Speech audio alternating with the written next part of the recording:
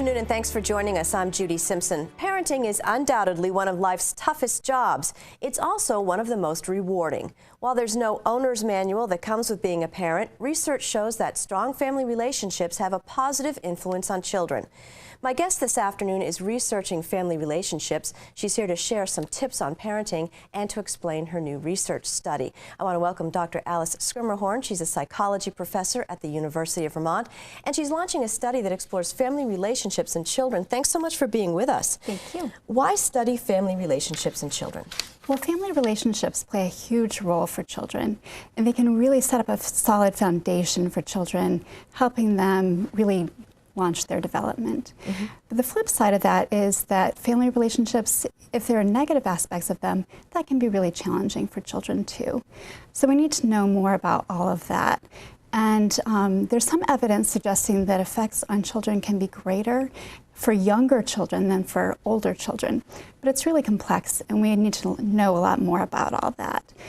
And there's also some evidence that temperament plays a role in family relationships as well. What exactly do you mean by temperament? Great question.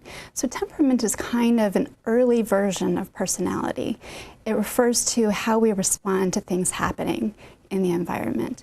And it's biologically based, so you can see associations between temperament and heart rate or blood pressure, and also genetic factors as well. And temperament shows some consistency across situations, so behavior in school, at home, that kind of thing, shows some consistency, and also some consistency across time. So children behave in similar ways when they're younger or older. And so we always hear a lot about nature versus nurture. So that's kind of what this is sort of all about, is that you are born a certain way. Right, exactly.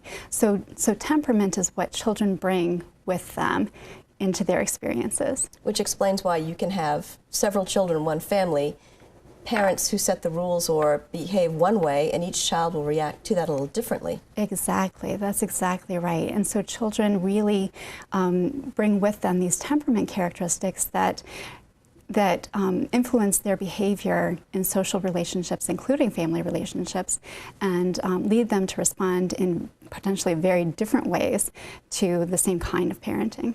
And so what are some of the main dimensions of temperament? So we usually talk about temperament in terms of reactivity and self-regulation. Reactivity refers to the strength of the reaction to events in the environment.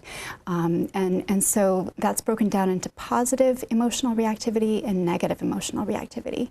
So an example of positive emotional reactivity, let's say that Susie is this exuberant child who just responds really happily all the time to lots and lots of different things.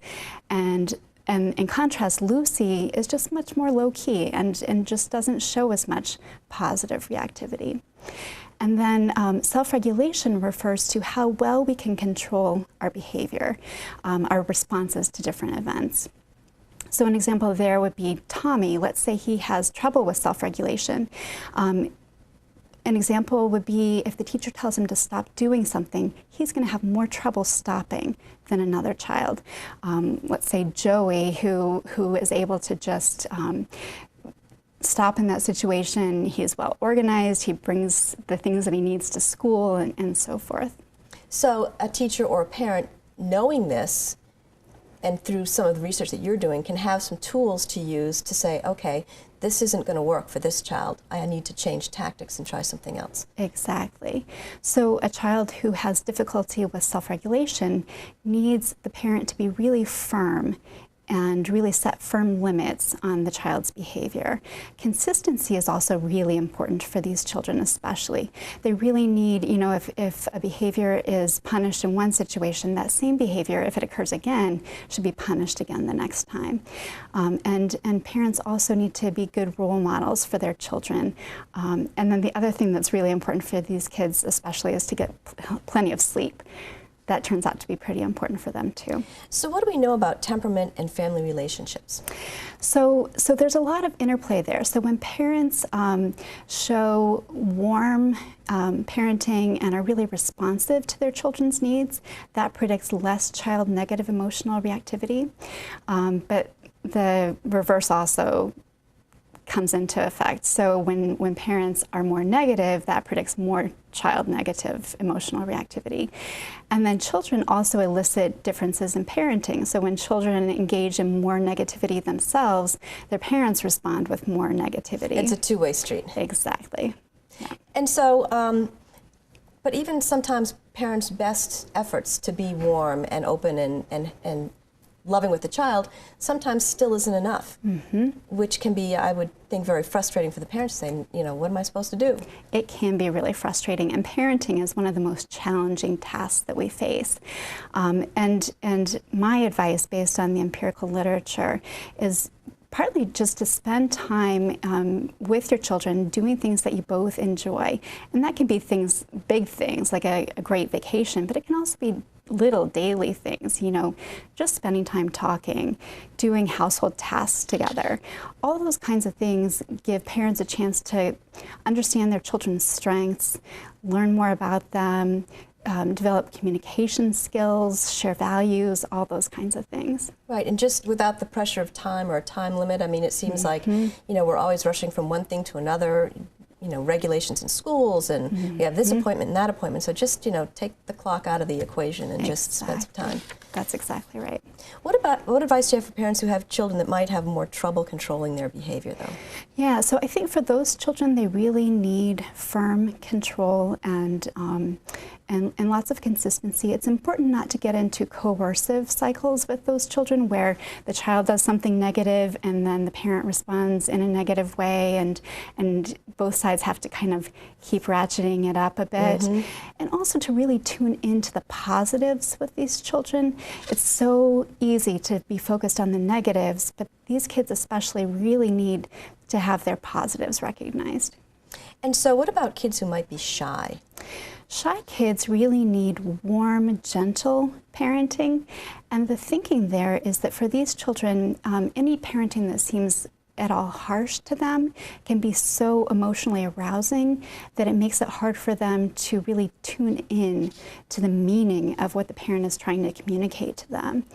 And so that makes it really hard for them.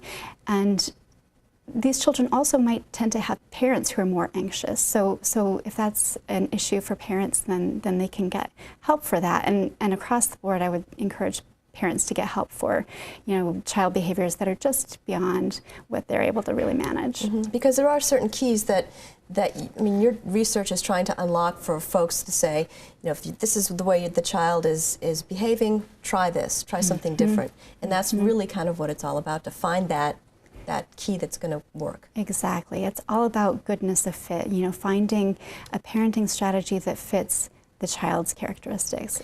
So now, where is all this work that you're doing heading? So we're currently doing some work looking at biological processes that are involved in family relationships and temperament. Ultimately, I'd like to be able to use what we're finding out to tailor treatment to child characteristics so that we can get more benefit from the treatments that we're able to provide. And so you mentioned biological information. Tell us about that. Yeah, so we're doing a number of things, and we have a video clip that is from, you know, when you all came to our lab. And so what we're doing is we're using it looks like a hairnet. Yeah, it's this net that just slides down over the head, and we're able to look at the signals coming from the brain as the child is watching the family relationship stimuli on the screen. And of course, we protect confidentiality. This is actually my own son. So it's not that we're showing images of families who participate in our study. And so what does that information tell you when you see different areas of the brain light up? And I would I imagine they'd be different for every child. Yeah, there are differences between children based on temperament. We're also interested in differences as a function of family experiences. And there are differences in the electrical activity occurring in the brain on the basis of these kinds of things when they see different aspects of family life showing up on the screen. And so you're actually looking for families to participate in your study. What would qualify a family? So families are eligible to participate if they have a child in the age range of 9 to 11 years, and if the child's biological parents are married to each other. Those are the main eligibility criteria. And then we bring families in for 2 different visits, and we need both parents to be willing to come in. And so what do they do? They complete questionnaires. They do the EEG tasks that we were just showing in the video, and we also have them have some conversations with each other in the lab that we videotape, and we do some interviews and questionnaires with all of the family members. And so what kind of a time commitment is this? The visits each take 2 to 3 hours, and then it's 2 visits spaced about 2 weeks apart. And the compensation is $200 total. And also, as you mentioned, confidentiality. Confidentiality is very important, absolutely. So once you gather this information, what will you do with it? Well, we want to use it to inform treatment and to help us be able to develop better treatment and get a better understanding of how we can use this information about biological processes to inform treatment. And measurement is also really important and can be really challenging in this area of research. And so it's important to use the best methodologies to get the best possible results. And also, we can't do this alone, so we really are appreciative of the families who participate in our research. Well, the families can learn something too. Yeah, they absolutely can, and we enjoy showing them, the EEG equipment and how that works and all that kind of stuff when they come into the lab. So do you think that this information eventually will be used to help families everywhere to sort of unlock the keys and try to decide early on what kind of temperament their children do have and what's the best way to parent them, and if they need help, get it sooner rather than later? Absolutely. Yeah. Do you have any research that would suggest that some of the children who maybe have a more challenging temperament when they're younger, that will carry through their life? It certainly can. It's pretty stable over time and over the course of development. And so by learning early on what kinds of parenting are effective with a particular child, we can get clues about how to help them further on in their life as well. And why the importance on the biological connection as far as looking for families to participate? They have to biologically be their own children. So the reason there is that we wanted to have the sample of families who are participating be as similar to one another as possible in terms of just kind of broad family characteristics, and so that's the reason for that. And so is this similar to some of the other studies that you've done? Yeah, so we've done a lot of studies where we've brought families into the lab and had them, have conversations with each other that we videotape, do questionnaires, and do lots of different things like that. Yeah. And so are there students that are involved as well? There are currently 4 or 5 UVM students right now helping out with the data collection and working with the families, and that was one of the research assistants that you saw in the video just now as well. Yeah. And why is that important? It's a great experience for them to understand the research process and the strengths and weaknesses of different methodologies. That's excellent training for them, and we really give them training in all aspects of the research process, kind of from the beginning conceptualization of an idea all the way through to the end.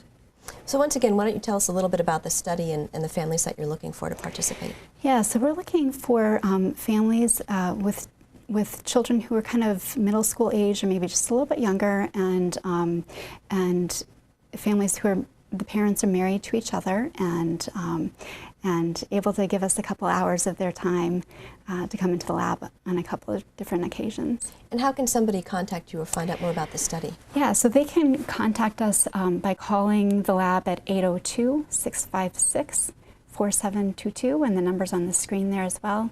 And our email address is kids.parents.project@uvm.edu. And you can also visit our website at www.uvm.edu/tilde-K-project, and there's a link there for parents. And once again, there's compensation. Yes, there's compensation, $200 for participating in the study. Alrighty, well, thank you so much for joining us today. Thank you. That's our program for today. I'm Judy Simpson. We'll see you again next time on Across the Fence. For a video copy of today's program, call toll-free 1-888-ATF-3430.